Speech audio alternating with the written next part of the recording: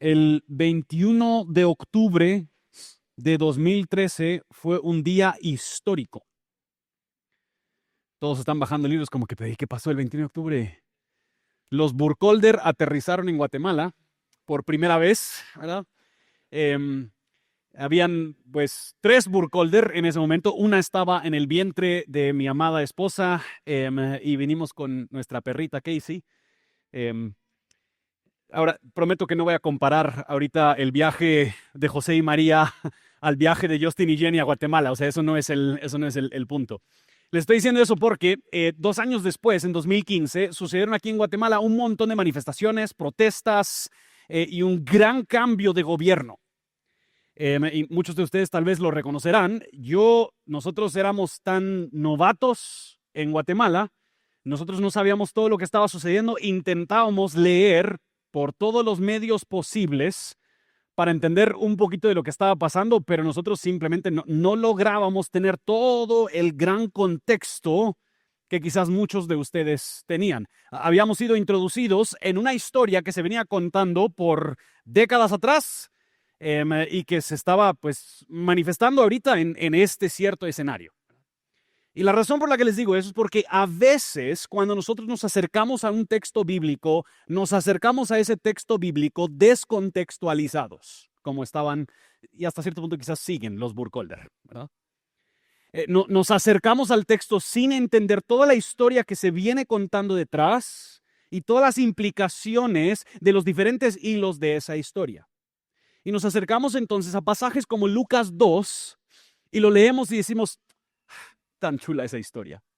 Cuánta ternura, ¿verdad? Empezamos a escuchar los villancicos, ¿verdad?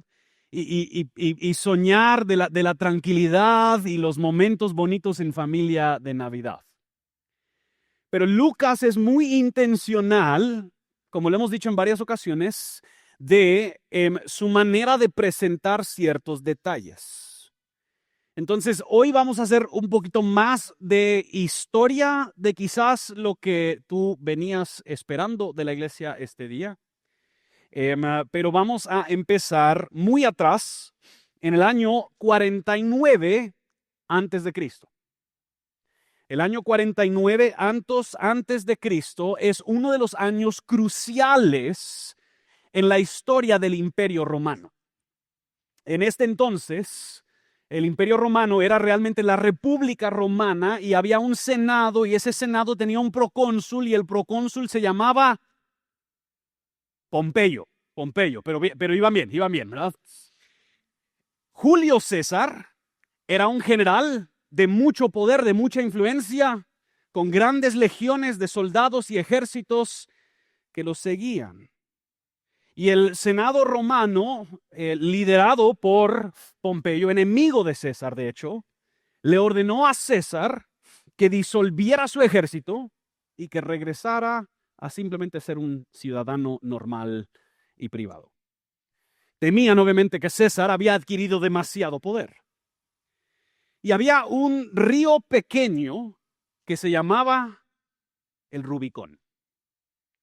Este río marcaba la frontera entre la provincia de Galia o Francia, donde César tenía autoridad con su ejército, e Italia, donde era prohibido que los generales llevaran sus ejércitos. De hecho, la ley romana estableció que cualquier general que cruzaba el río Rubicón con su ejército estaba con el simple hecho de cruzar el río declarando guerra contra el Estado romano. La mera presencia de este general era una declaración de guerra. Era visto como una invasión enemiga y por lo tanto desataría un conflicto entre ese general y quienes lo siguieran y el Estado romano. Y el 10 de enero del año 49 antes de Cristo, Julio César tomó la decisión de cruzar el Rubicón. Así efectivamente declarando guerra contra la República Romana. No sabías que ibas a aprender todo esto de la República Romana hoy, ¿verdad? César pronunció una frase famosa, alea iacta est, seguramente no lo pronuncié bien, pues, pero ahí está. Pero que significaba, la suerte está echada. O sea, ya no hay vuelta atrás. La guerra está declarada, el conflicto es seguro. Aquí sucederá. Es un punto de no retorno. Y el cruce del Rubicón de Julio César desencadenó una guerra civil entre César y Pompeyo, que finalmente vio a César como triunfante y victorioso, y se convirtió él en el dictador de Roma, haciendo esa transición de ser la República de Roma a ser el Imperio Romano. Ahora, les doy todo ese contexto porque hay un elemento que se conecta con nuestro pasaje, no simplemente porque me dio curiosidad contárselos. Hay una conexión con nuestro pasaje, pero también simboliza hasta cierto punto este momento crucial. Porque la mera presencia del rey legítimo sobre la tierra en que él reinará es una amenaza directa a los poderes que actualmente lo controlan. La historia del nacimiento de Jesús no es un simple evento tierno y tranquilo, con luces, villancicos, un par de animalitos en un pueblito amigable. Más bien, es el inicio de la invasión del reino de Dios al mundo de una manera que transformaría absolutamente todas las cosas. Entonces vamos a ver tres cosas hoy. El contexto del nacimiento, la familia del nacimiento y el rey del nacimiento. Y están traduciendo al inglés y me dijeron que debería hablar lento, entonces voy a hablar más despacio, perdón, así lo haré.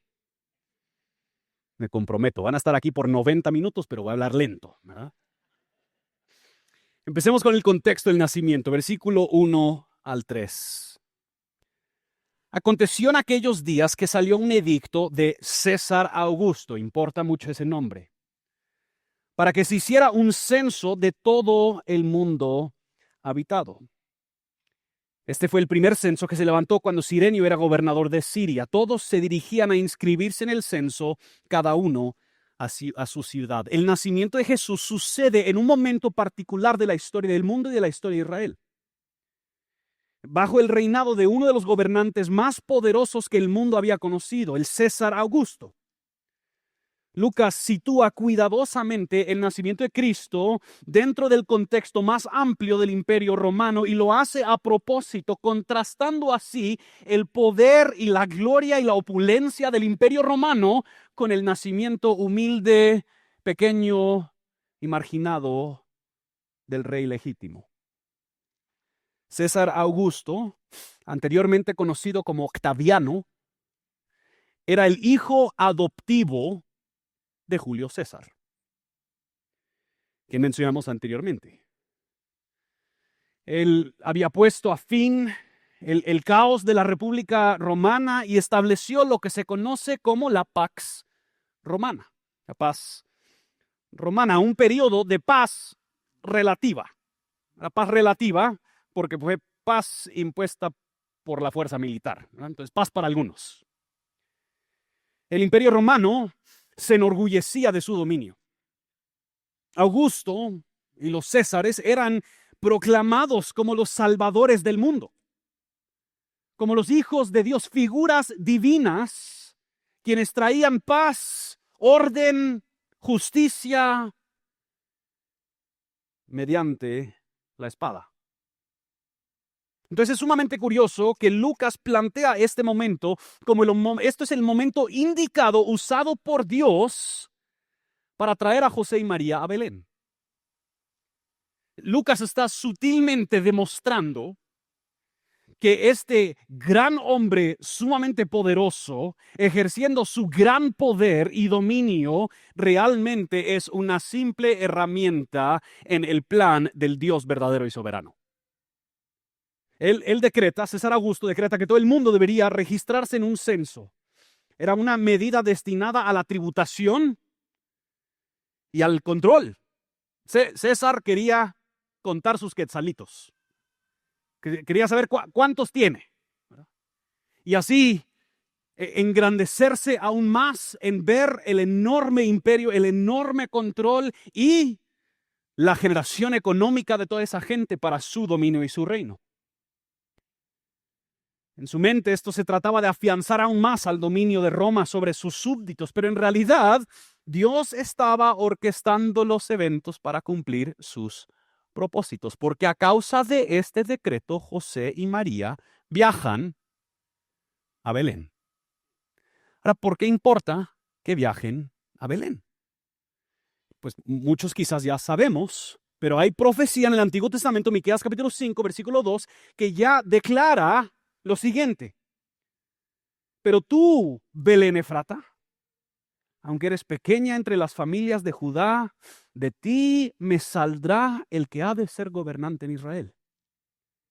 Y sus orígenes son desde tiempos antiguos, desde los días de la eternidad. Que Dios está orquestando todas estas cosas y aún utilizando la prepotencia y soberbia de quien se cree Dios y Salvador del mundo, lo está utilizando como una mera herramienta para traer a culminación su plan supremo. Ese es el contexto inmediato del nacimiento de Jesús.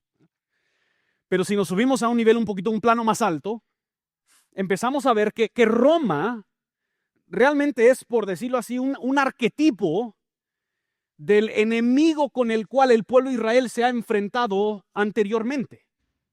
Que Roma es la versión más nueva de este gobierno antagónico a Dios y su pueblo.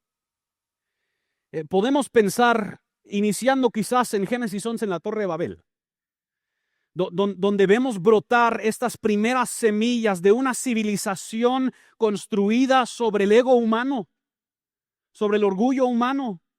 Las personas se reunieron y ¿qué nos dice el autor de Génesis en Génesis 11? Ellos querían hacer para sí mismos su nombre grande.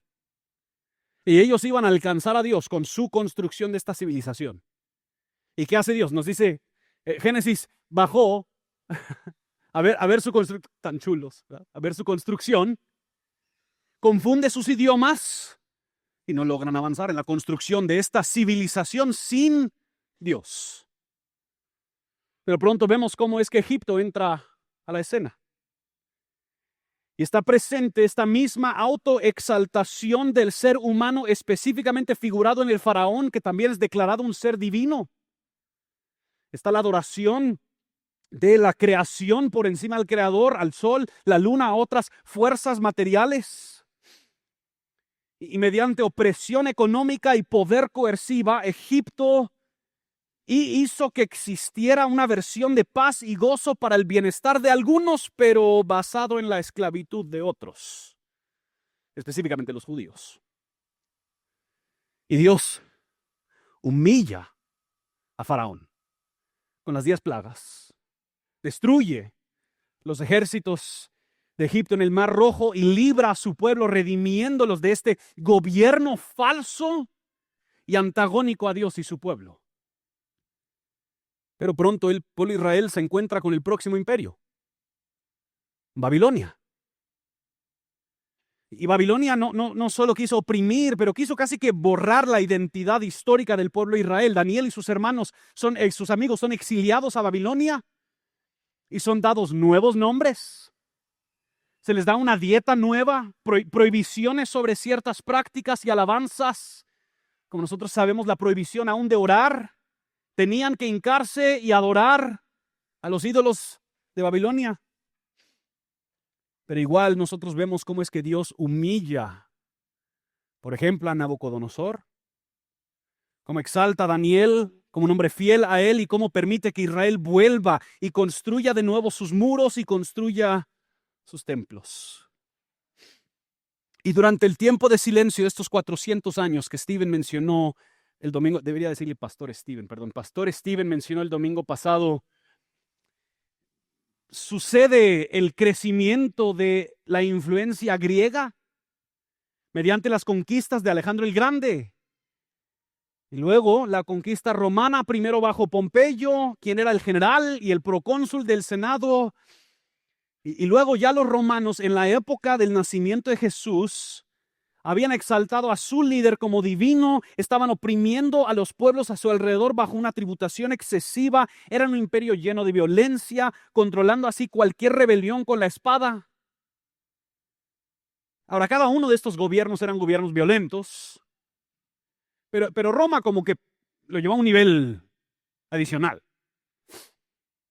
Una constante expansión de su poder mediante numerosas guerras con otros reinos, la implementación de la crucifixión como método de tortura y asesinato, que el Imperio Romano llegó a significar y simbolizar el pináculo de la soberbia del ser humano.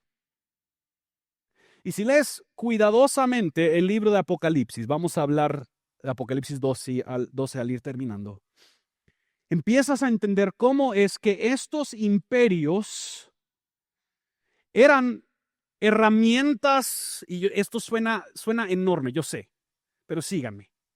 Estos imperios eran herramientas diabólicas para destruir la semilla de la mujer, para destruir el descendiente de David, para destruir al pueblo de Dios. Entonces, decir que César Augusto ha llamado a este tiempo y en estos momentos nace Jesús no es por accidente. Más bien, el verdadero gobernador de todo el universo está orquestando todas las cosas para el momento idóneo en donde nacerá el Mesías prometido a Israel, la simiente de la mujer, el descendiente de David, el rey prometido cuyo reino trae verdadera paz, verdadero gozo y verdadera transformación a todas las naciones. Ese es el contexto del nacimiento de Jesús. Veamos entonces la familia del nacimiento. Versículo 4 y 5. También José subió a Galilea de la ciudad de Nazaret a Judea, a la ciudad de David que se llama Belén, por ser él de la casa y de la familia de David, para inscribirse junto con María, comprometida para casarse con él, la cual estaba encinta. José y María no fueron una elección al azar. Su linaje, su fidelidad, señalan la mano soberana de Dios en acción. Lucas enfatiza específicamente que José era de la casa y linaje de David, y esto lo hemos mencionado, esto no es un detalle menor. El linaje de David conecta a Jesús con las promesas del Antiguo Testamento de que el Mesías vendría del linaje real de David. Leímos la semana pasada, 2 Samuel 7, donde Dios le promete a David que su trono permanecerá para siempre. El reinado de David hasta cierto punto era la era dorada del pueblo de Israel. Un tiempo donde había paz y justicia, y más que eso, donde había un rey cuyo interés era en su mayoría honrar a Dios. David representaba para el pueblo de Israel la idea de ser gobernado por justicia, por sumisión a Dios. David representaba protección, provisión para el pueblo de Dios. David, el rey bueno, representaba el cuidado constante de Dios, el gobierno de Dios para el florecimiento de su pueblo, con un rey bueno y un rey justo. Y el pueblo de Israel anhelaba que siguiera, que permaneciera ese trono, que permaneciera ese reinado. Salomón medio como que lo hace, ¿verdad? Expande diferentes elementos, pero habían otros aspectos que simplemente no se conformaban a las normas de Dios. Y con el nieto de David se separa el pueblo de Israel en dos reinos distintos, el reino del sur y el reino del norte.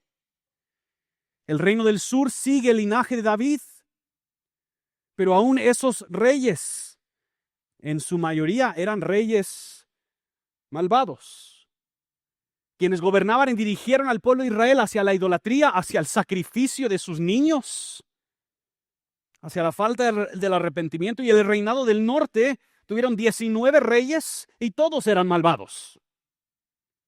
También gobernando con crueldad, idolatría, injusticia y violencia. El pueblo de Israel había esperado durante siglos por un rey verdadero, un rey bueno, un rey que gobernara con justicia, con rectitud, con paz. Esperaban al rey que vendría para cumplir la promesa a David, que volvería un rey como él a su trono y permanecería para siempre. Y ahora, de una manera en la que nadie esperaba, esa promesa se estaba cumpliendo en el vientre de María, en el hijo adoptivo de José. María, por su parte, muestra una fe increíble. Como bien recuerdan, recibiendo este anuncio del ángel, y ella responde con las palabras: hágase conmigo conforme a tu palabra. Ahora, es curioso que María va para Belén, porque según lo que entendemos, no había razón para María ir a registrarse junto con José. Solo imaginen, ella está embarazada, tenían que viajar, un viaje largo, tampoco es como que andaban en clase ejecutiva de alguna aerolínea. O sea, ellos andaban a pie, en su burrito. Era toda una subida de donde venían a Belén. ¿Por qué fue María junto con José a Belén? No sabemos. Unos han argumentado quizás porque José está proveyendo protección y provisión y querían estar con ellos. Pero quizás es porque María conocía la profecía de Miqueas 5:2, que sabía dónde debía nacer, y quizás ella estaba viendo cómo se estaban desatando estas cosas, y ella siguiendo y cumpliendo con la voluntad de Dios. Hablemos entonces del mero nacimiento. Versículo 7. Y dio a luz a su hijo primogénito, lo envolvió en pañales y lo acostó en un pesebre, porque no había lugar para ellos en el mesón. Por un lado, muy humanamente podemos imaginar el gozo de José y María en este momento. Este es el nacimiento de su bebé. Han esperado meses para que naciera este bebé. Han quizás sentido cómo se mueve en el vientre de María. Ellos han hablado con este bebé, han cantado a este bebé, y por fin ya nace el bebé que ellos tanto han esperado. Pero no solo eso, el bebé que el mundo entero tanto ha esperado ha nacido. El rey legítimo de toda la tierra ha establecido su presencia en la tierra. Y no lo hace con esplendor, sino con sencillez. Su primer trono es un pesebre. El rey del cielo ha llegado. Y la ironía de este momento no debería pasarnos por alto muy rápido. Este es el momento, hasta este punto, más importante de la historia de Israel. Es la llegada del rey glorioso y triunfante. Y el escenario en el cual esto está sucediendo es un pesebre. Y esto es entonces donde se inicia a identificar las diferencias entre los reinos del mundo y el reino de Dios. Que los reinos del mundo lucen diferente al reino de Dios. Los reinos y los gobiernos del mundo, animados y apoderados por el Satanás, por el enemigo de Dios, son reinos que exaltan al orgullo, exaltan al grande, al famoso, al rico, al poderoso. El mundo exalta el éxito, el estatus, la opulencia, la fuerza. Pero el reino de Dios se goza en la humildad, en lo contrito. Noten Isaías 57:15, porque así dice el alto y sublime. Alto y sublime solo hay uno. Así dice el alto y sublime, que vive para siempre, cuyo nombre es santo. Yo habito en lo alto y santo, y también con el contrito y humilde de espíritu, para vivificar el espíritu de los humildes y para vivificar el corazón de los contritos. O Santiago 4:6, pero Él da mayor gracia, por eso dice: Dios resiste a los soberbios, pero da gracia a los humildes. Que así opera Dios. El reino de Dios es al revés del reino de este mundo. Los principios y los valores del reino de Dios son al revés de los principios y valores de este mundo. Jesús reconoce a la viuda que da sus 2 moneditas. Reconoce al pecador que se arrepiente por encima del fariseo que se autoexalta. Lo que el mundo considera insignificante, débil, despreciable, a menudo es precisamente lo que Dios utiliza para manifestar la grandeza y el poder de su reino. El reino de Dios es completamente al revés de los reinos de este mundo y por lo tanto debería hacernos cuestionar a aquellos quienes decimos pertenecer al reino de Dios. ¿Cuántos son los valores y los principios del reino de Dios lo que informa nuestra vida? ¿Y cuántos son los reinos de este mundo? Pero tampoco se dejen engañar por lo humilde de este nacimiento. Aunque sucede en un pesebre, porque no pudieron encontrar un lugar para quedarse, este nacimiento no fue menos que una invasión. El reino de los cielos, el Mesías prometido, el descendiente de David, por fin había irrumpido en la historia, había entrado al territorio del enemigo. Como Julio César había cruzado el Rubicón, y su mera presencia era una declaración del final del reino de Pompeyo. Su mera presencia, la mera presencia de Jesucristo era una declaración final del reino de este mundo, del gobernador de este mundo. El nacimiento de Jesús fue una declaración de guerra no contra Roma per se, sino contra los poderes y potestades que habían mantenido a la humanidad en esclavitud. Era una declaración de guerra contra Satanás, el pecado, la muerte y todos los sistemas humanos apoderados por ellos. Hablando del nacimiento de Jesús, N.T. Wright lo dice de esta manera: los poderes del mundo están ahí entre bastidores, mayormente fuera de escena, pero listos para pelear en cualquier momento. Si esta realmente es la historia del reino de Dios llegando a la tierra como en el cielo, tarde o temprano habrá un enfrentamiento. Además de todos los otros elementos en la historia del Evangelio, debemos reconocer esto por lo que es: un relato de la historia de Jesús como el choque entre el reino de Dios y los reinos del mundo. Que el gran enemigo de Dios y del pueblo de Dios había mantenido a la humanidad en esclavitud por mucho tiempo. Y había usado a imperios violentos, horrorosos, opresores para así mantener a su poder y su dominio sobre ellos con el fin de destruir el linaje de Abraham, el linaje de David, la simiente de la mujer.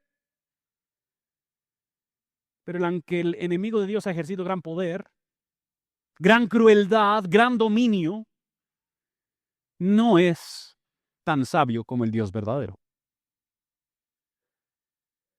El libertador del pueblo de Dios había llegado. Como bien saben, Lucas escribió un segundo volumen. Escribió también el libro de Hechos. Y me encanta cómo termina el libro de Hechos, porque en Hechos 28 nosotros vemos a Pablo, y ¿saben dónde está Pablo? Roma. Él ha apelado a que él argumente su caso ante César. Y noten lo que dice Hechos 28, 30 al 31. Pablo se quedó por 2 años enteros en la habitación que alquilaba y recibía a todos los que iban a verlo, predicando el reino de Dios y enseñando todo lo concerniente al Señor Jesucristo con toda libertad y sin estorbo.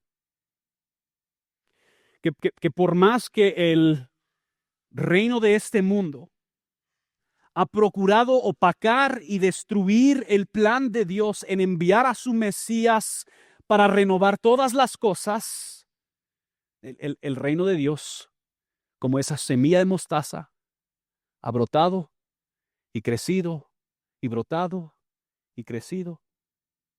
De hecho, el Imperio Romano empezó a ver el cristianismo no simplemente como una expresión sectaria del judaísmo, más bien como una amenaza a su poder. De tal manera que cuando cristianos en los primeros siglos eran puestos a prueba, la pregunta era: ¿tú consideras a Jesús Señor o al César como Señor? Y dependiendo de tu respuesta, o hallabas vida o muerte. La marca definitiva de los cristianos en los primeros siglos era su sumisión y lealtad a Jesús como Señor sobre todas las cosas y no el César. La marca definitiva de los cristianos era el abandonar los reinos de este mundo, los poderes de este mundo, lo que este mundo considera valioso y abrazar y someterse al rey legítimo y verdadero, cueste lo que les cueste. C.S. Lewis dice lo siguiente en Mero Cristianismo: este mundo es territorio ocupado por el enemigo.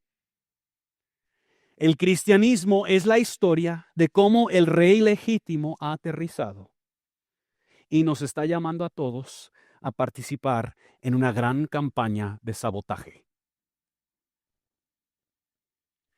Donde dos reinos chocan, ¿qué sucede con la gente que se encuentra en medio? Tienen que optar por alguno de los dos lados. Hay una demanda y una exigencia a que cada persona se declare a qué rey y qué reino vas a tú servir. Y lo que nos plantean las Escrituras es que la opción no es o el reino de Jesús o una versión así neutra, como que buenos humanos, donde la vida es chilera y bendecidos, pero eso de Jesús como que es parte, sino que es una lealtad, sumisión, compromiso entero con Jesucristo como Rey y Señor y Salvador, o pertenezco al reino contrario, llene el blanco. O nos sometemos y seguimos al Rey Jesús y su reino, o seguimos y participamos en el reino del príncipe de este mundo. Estos momentos, como el nacimiento de Jesús, son momentos donde se está declarando un enfrentamiento. Y vale la pena entonces preguntar, conociendo el anuncio de este rey, ¿qué rey o qué reino sirves? ¿Qué rey instruye y dirige tu vida? ¿Qué rey y qué reino dirige cómo gastas tu dinero? ¿Qué rey o qué reino dirige cómo usas tu tiempo libre? ¿Qué rey o qué reino instruye en la manera en la que te desenvuelves en tu vocación? En la manera en la que incides en tu comunidad. Ahora, vamos a ponerle pausa a esta prédica y seguirla el domingo que viene, porque hay más. Pero eso sigue en versículo 8 en adelante. Voy a pedir al equipo de servicio y al equipo de alabanza que pasen adelante, pero antes de que nosotros simplemente cerramos así tan fríamente, ¿verdad? Vamos a leer Apocalipsis capítulo 12.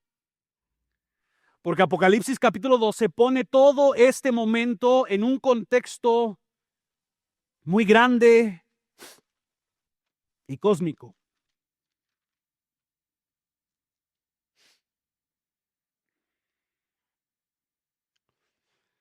Vamos a repartir los elementos de la Santa Cena. Y les voy a pedir que si pudiéramos prestar atención a Apocalipsis 12 mientras que tomamos los elementos.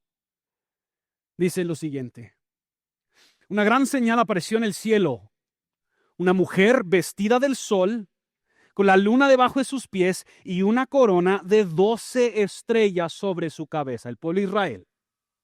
12 tribus, 12 estrellas. Estaba encinta y gritaba por los dolores del parto y el sufrimiento de dar a luz. Entonces apareció otra señal en el cielo.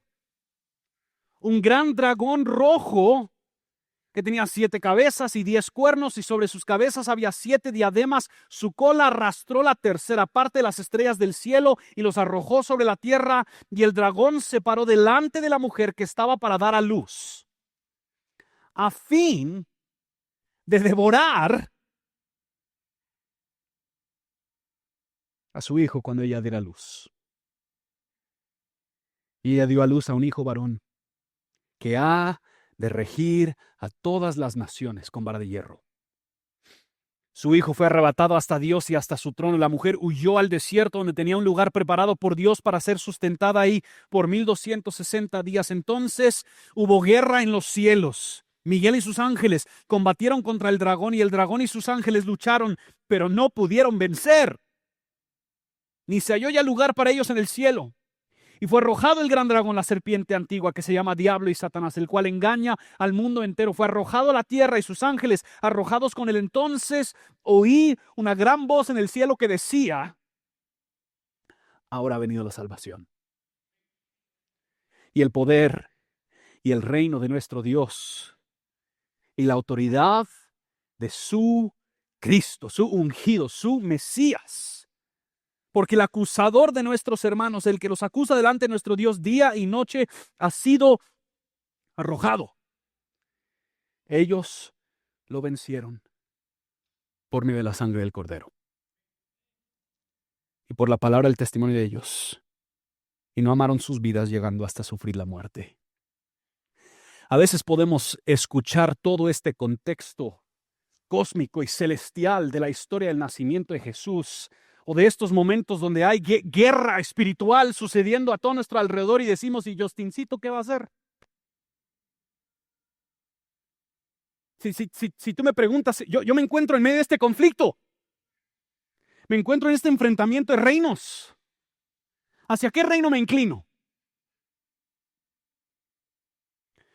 Quisiera decir: no, reino de Dios.